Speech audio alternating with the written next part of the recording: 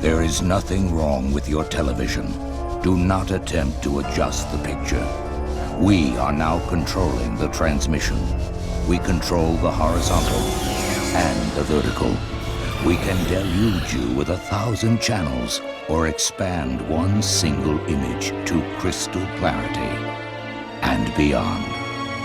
We can shape your vision to anything our imagination can conceive. For the next hour, we will control all that you see and hear.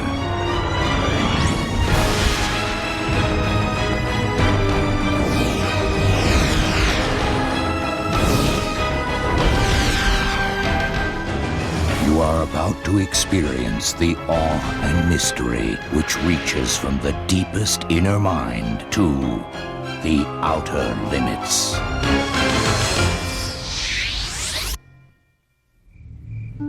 Some of man's greatest achievements have been motivated by a driving need for love and acceptance.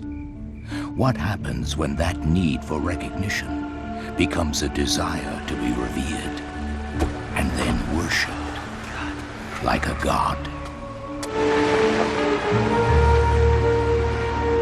Increasingly, modern science pursues powers traditionally reserved for the Almighty.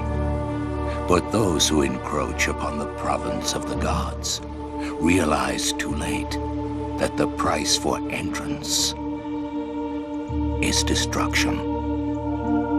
Poets argue that you are truly alive if you possess the ability to feel and love.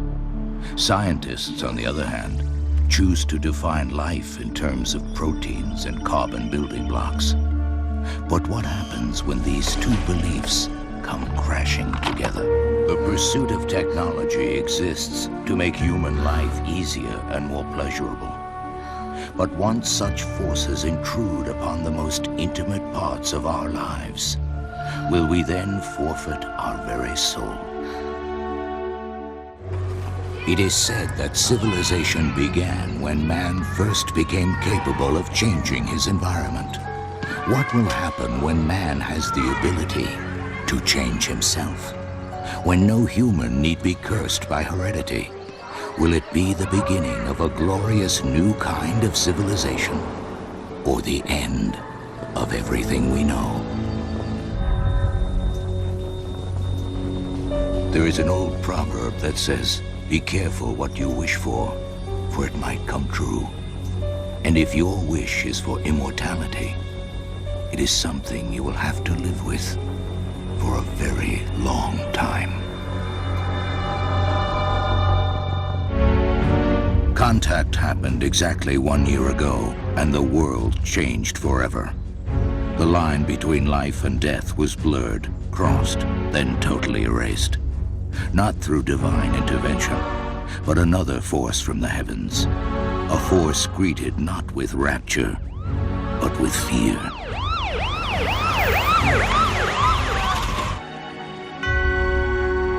What if you were to wake up to a different world tomorrow?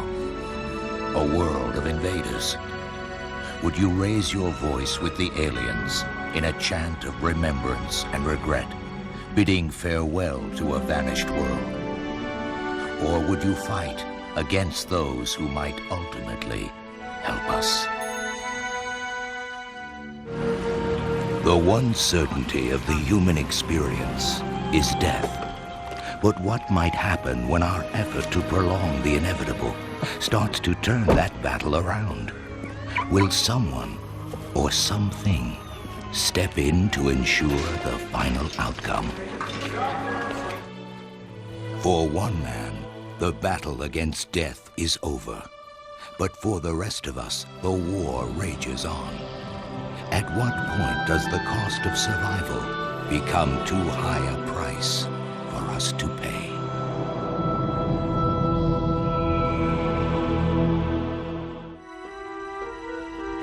It is the differences between people that cause conflicts. Differences in religion, in race, in beliefs. What wars would be fought if the differences grew between two intelligent species? Humans and those who might ultimately replace us. The wars of evolution are fought over generations. But sometimes, only the fittest survive battles which last the briefest moments. 100 years from now, a new race may look back and say, this little girl's stand was a turning point. Man has always been fascinated with the concept of going back in time. The question is often asked, if you could go back, would you do anything differently? But what if it goes the other way? We never hear the question, would you do anything differently if you could go forward? Time is a river winding steadily through the landscape of tomorrow. There are those who would steal a glimpse around the next bend, and those who would fight the current. But the wisest are those who turn their eyes from the waters and seek out a fellow traveler to share in the journey. It is a common scientific belief that humans use but a small fraction of the brain. Researchers all over the world try to unlock the secrets hidden in these darkened parts of the mind. But do we really want to unlock such secrets? And how will we deal with the dark discoveries that lie within? Let's get you outside.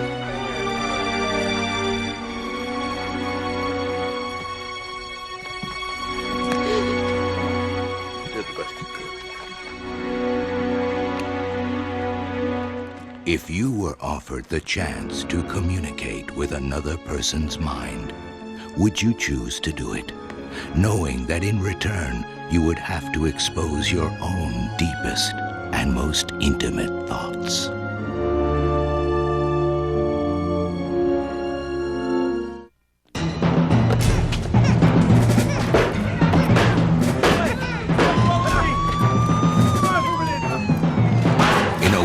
Filled with darkness, Father Anton Genescu's faith has long been a beacon of light for those in need. But now the good father finds himself at a crossroads, in danger of losing his way. From the dawn of time, people have believed that angels walk among us. Some believe that demons are also in our midst. But who's to say exactly what form either will take? They could be your spouse, your boss at work, even the person sitting with you right now. It is said only children are willing to believe in the possible existence of unknown creatures. When these creatures are discovered, scientists will classify them by genus, class, order, and species. But to children, aren't they simply the monsters that they already know? Little girl's still in shock. Our world has been mapped, the oceans charted, animals and plants named and indexed. Or so we believe. But there are still places grown-ups forget they've been, and it is children who remind us that there are creatures that lurk in the dark and under the bed.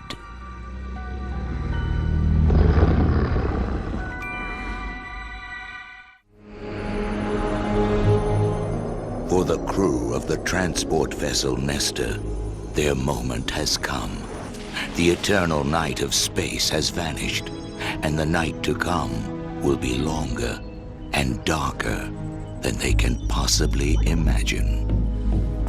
Within the human soul reside mysteries dark and deep about our frailties, our fears, our shame.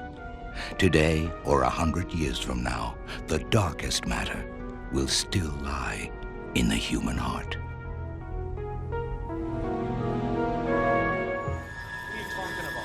For every human act, there is a moment of decision.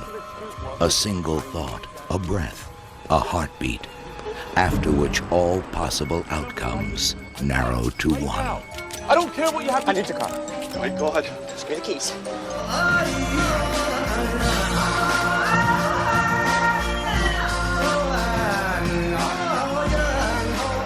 A second chance. But redemption follows not a change of body, but a change of heart.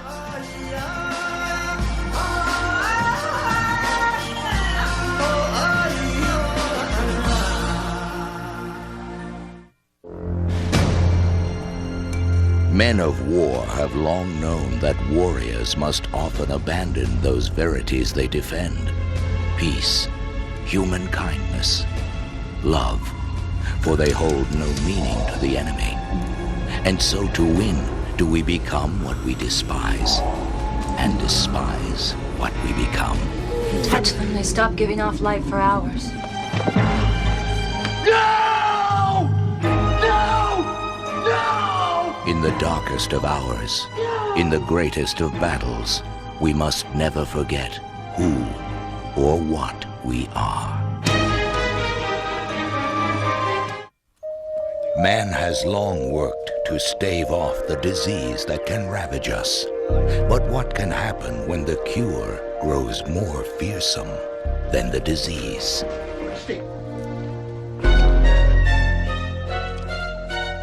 Over millions of years, man has become the very paragon of animals. But we must take care not to alter what nature has taken so long to forge, or risk being burned by the very fires of creation.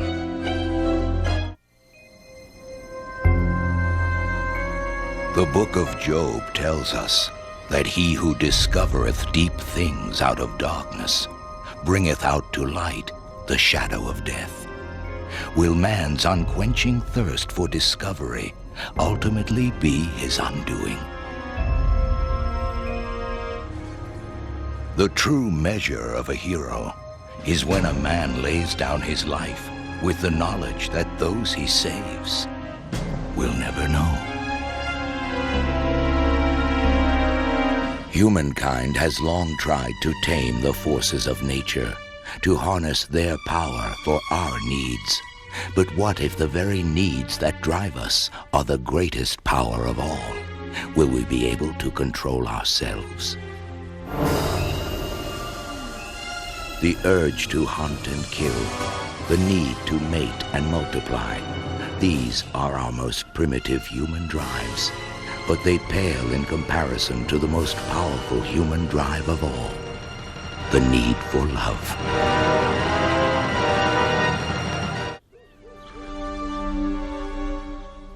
There is the silence of the oceans and the unending silence of space. There is the welcome silence of serenity and the everlasting silence of death. A cry for help is lost in the shrill noise of the world, but the faintest of whispers, when spoken in silence, can resonate across a universe. I'm sorry, I was hoping for good news too.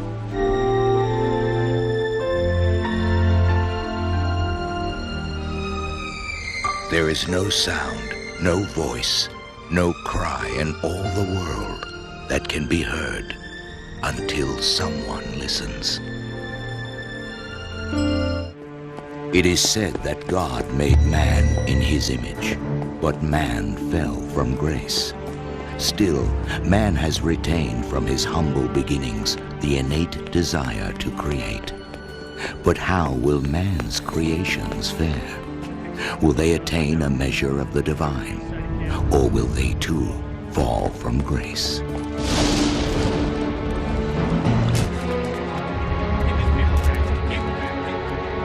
Empathy, sacrifice, love.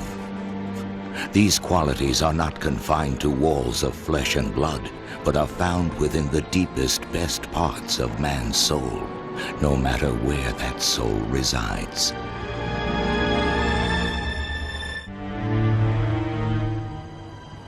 Ghosts, haunted houses. Many maintain that such concepts have no place in our computerized 20th century reality. But until man conquers death, one inevitable question will always linger within the recesses of the human mind. What lies beyond? What lies beyond? For each of us, the answer awaits at the end of life's journey. Until then, we must live with the ghosts that dwell not in some musty basement, but within the recesses of the human soul.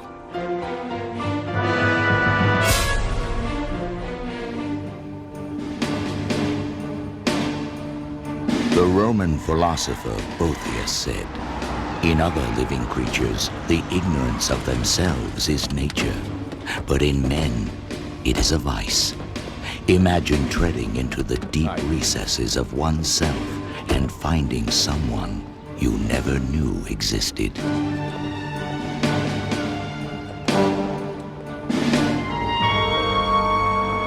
People have long feared invasion by forces from other worlds. If that horror comes to pass, our leaders will stand as our first line of defense. Unless, of course, our leaders themselves are the invaders. What is our last line of defense? Is it the military, with all of their power and might? Or is it the courage of a solitary man?